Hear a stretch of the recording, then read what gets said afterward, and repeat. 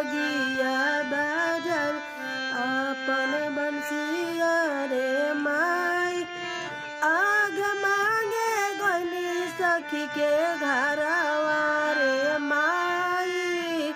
जोगिया बाजारे अपन बंसिया रे माई। जोगिया बाजारे अपन बंसिया रे माई। जोगिया के बंसिया सुहावन लगे रे माई। कहती तो जग सीखे चल जती रे माई। कहती तो जग संगे चल जती रे माई। कहती तो जगिया संगे चल जती रे माई। अइहन ससुर के लगावाए बेटी। का देव हमहु जब बाबाए बेटी। अरे काट के कोट पुतारी बना दिए रे माई।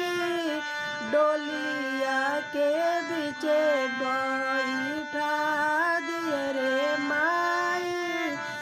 डोलिया के अंजर पंजर रो दिए रे माई।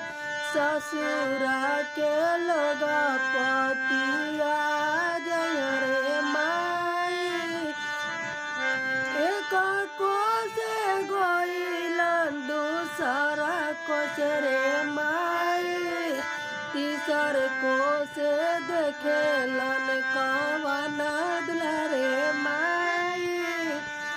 और पढ़ल लिखल गोरा माटी भइल रे माई।